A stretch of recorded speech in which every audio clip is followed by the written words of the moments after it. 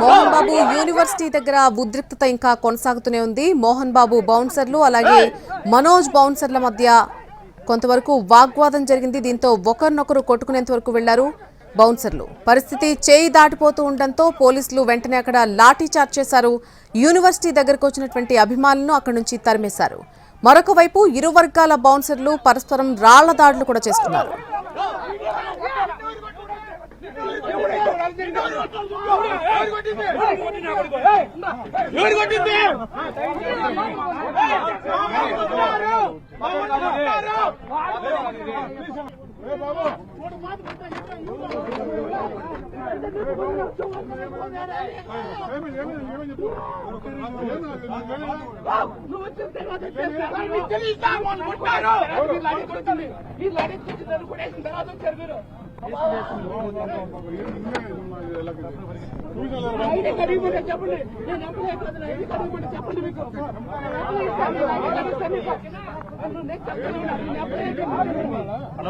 Hello ఇక్కడ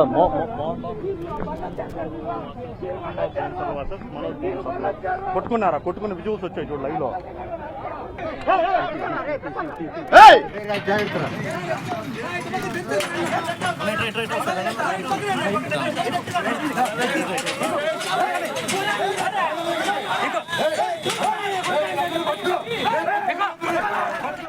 తిరుపతిలో Mohan Babu university దగ్గర నెలకొన్నటువంటి పరిస్థితులు మనం చూస్తున్నాం. అక్కడ కొంతవరకు ఉద్రిక్త పరిస్థితులు కనిపిస్తున్నాయి. అటు మోహన్ బాబు బౌన్సర్లు, ఇటు మంచు మనోజ్ బౌన్సర్లు ఇద్దరు కూడా ఒకరిపై ఒకరు వాగ్వాదానికి దిగి కొట్టుకునేంత వరకు కూడా పరిస్థితులు వెళ్ళినటువంటి నేపథ్యం మనం చూసాం. పరస్పరం ఇరు వర్గాలు కూడా రాళ్ల దాడులు చేసుకున్నారు. దీంతో అక్కడ పోలీసులు వెంటనే లాఠీ చార్జ్ చేసినట్టుగా తెలుస్తోంది.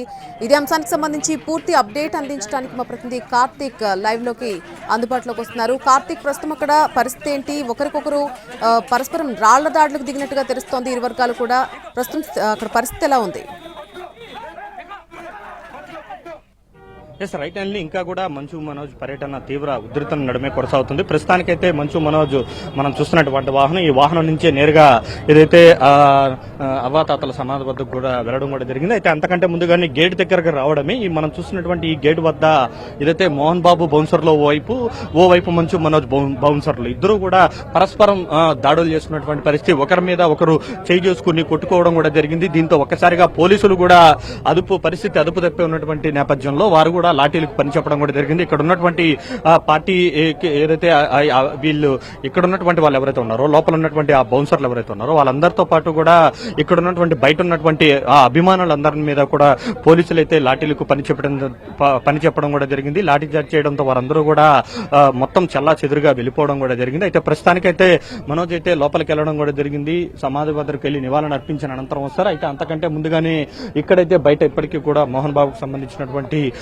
యూనివర్సిటీకి సంబంధించినటువంటి బౌన్సర్లు ఉన్నారు. బయట మొత్తం కూడా ఏదైతే మనోజ్కి సంబంధించినటువంటి అభిమానులు, ఇతర ఏదైతే మనోజ్కి సంబంధించినటువంటి బౌన్సర్లు అందరూ ఉన్నారు. ఈ వాహనం గుండా వచ్చినప్పుడు ఈ ఘటన జరిగింది. అయితే ఇక్కడికి రావడమే పోలీసులు లోపలికి అనుమతించేటువంటి ప్రయత్నం చేశారు. కానీ మోహన్ బాబుకు యూనివర్సిటీకి సంబంధించినటువంటి వాళ్ళెవరూ కూడా లోపలికి అనుమతించలేదు. వాళ్ళందరూ కూడా అడ్డుకునేటువంటి ప్రయత్నం చేశారు.